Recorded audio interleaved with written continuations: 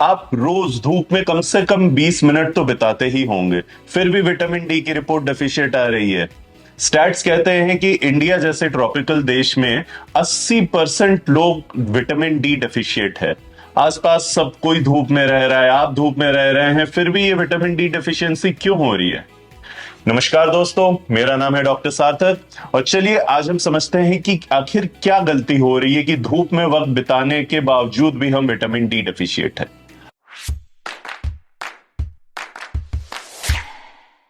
और अगर अभी तक आपने हमारे इस चैनल को सब्सक्राइब नहीं किया तो इसे जरूर सब्सक्राइब करें।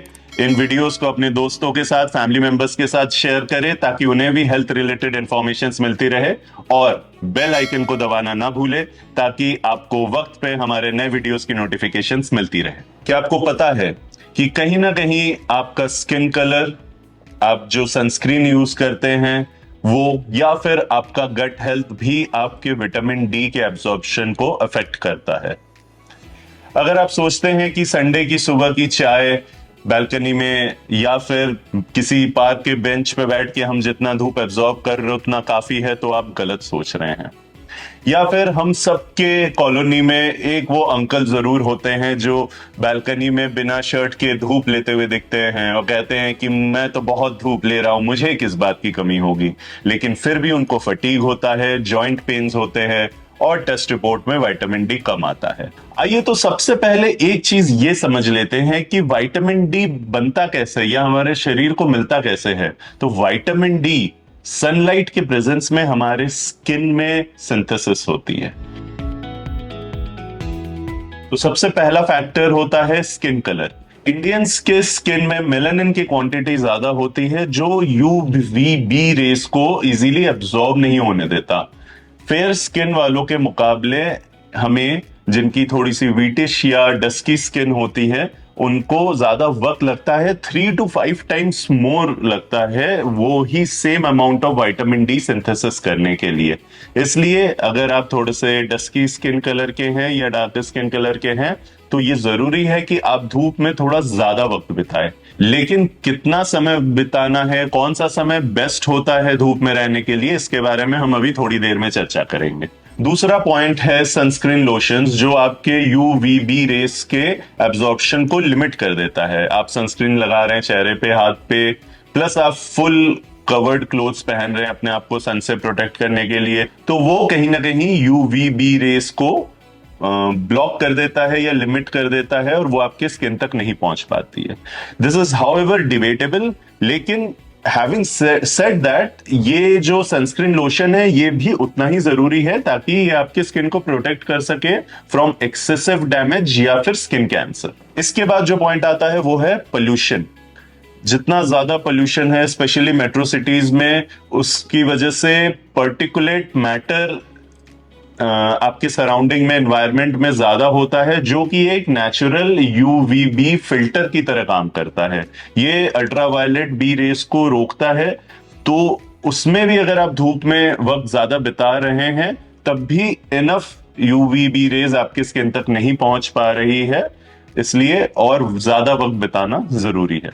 Next point is wrong timing equal to waste of efforts. यानी कि जो रिसर्च के थ्रू पाया गया है, यूवीबी रेस का एब्जॉर्प्शन का जो बेस्ट टाइम है वो है बिटवीन 10 AM to 2 PM।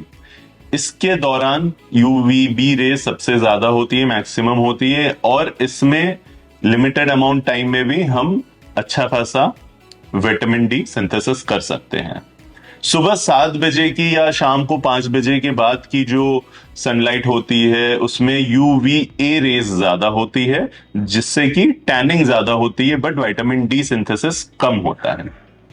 लेकिन ये भी जरूरी है, ये पॉइंट नोट करें कि समर्स में 10 AM to 2 PM का टाइम काफी हार्श होता है, इसलिए अर्ली मॉर्निंग यानी 9 to 11 के बीच में भी आप वक्त बिता सकते हैं, उसमें थोड़ा सा ज्यादा वक्त बिताने की जरूरत है।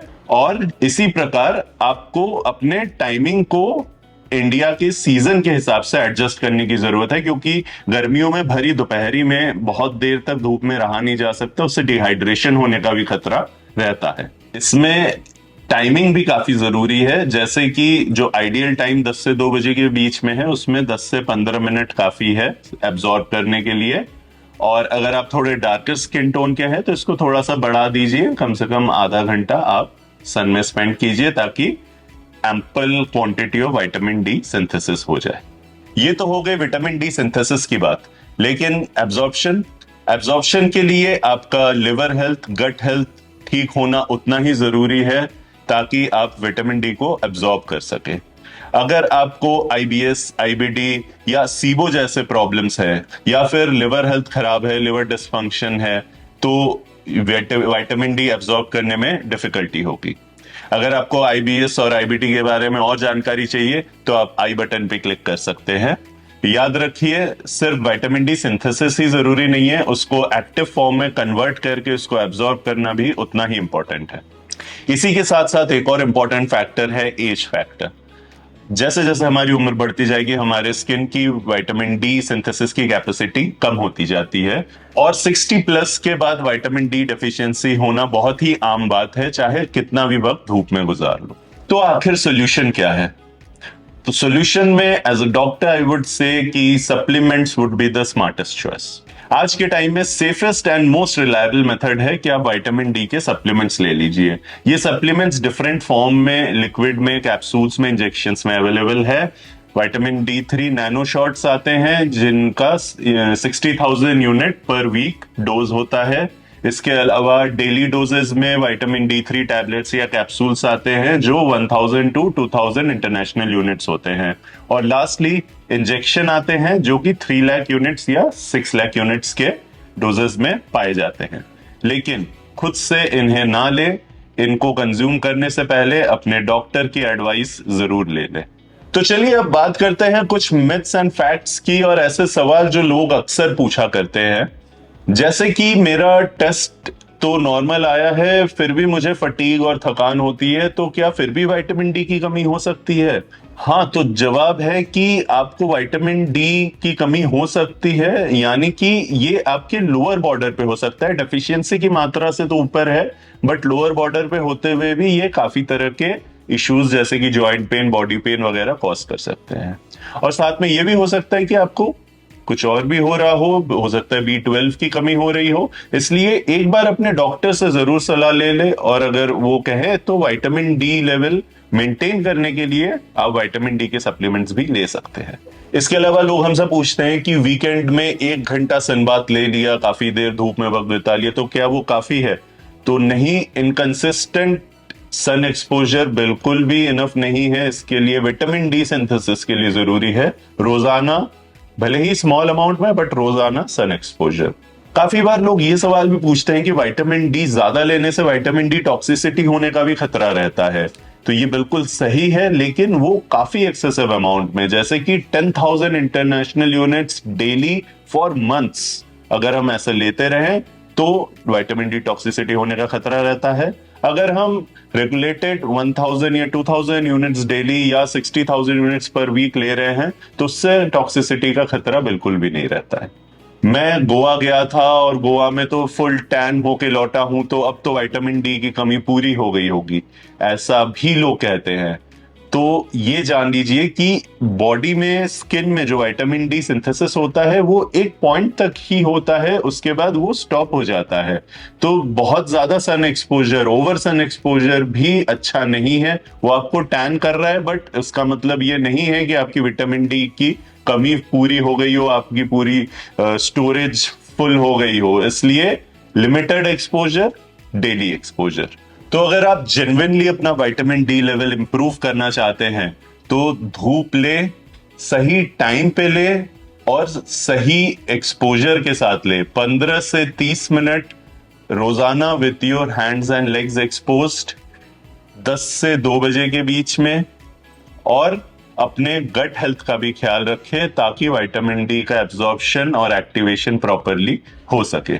और लास्टली सबसे इंपॉर्टेंट है, सप्लीमेंट्स जरूर कंसिडर करें, लेकिन अपने डॉक्टर की सलाह से। तो याद रखें कि विटामिन डी सिर्फ आपके हड्डियों के लिए ही नहीं बल्कि आपके बॉडी के लिए, एनर्जी लेवल के लिए, मूड के लिए, हॉर्मोन्स के लिए, इन सारी चीजों के लिए जरूरी है। सो नेक्स्ट टाइम जब आप धूप में बैठे हो तो इस वीडियो को जरूर याद रखें और इस वीडियो को अपने फैमिली मेंबर्स और दोस्तों के साथ शेयर करना ना भूलें ताकि वो भी इस इंफॉर्मेशन का फायदा उठा सकें।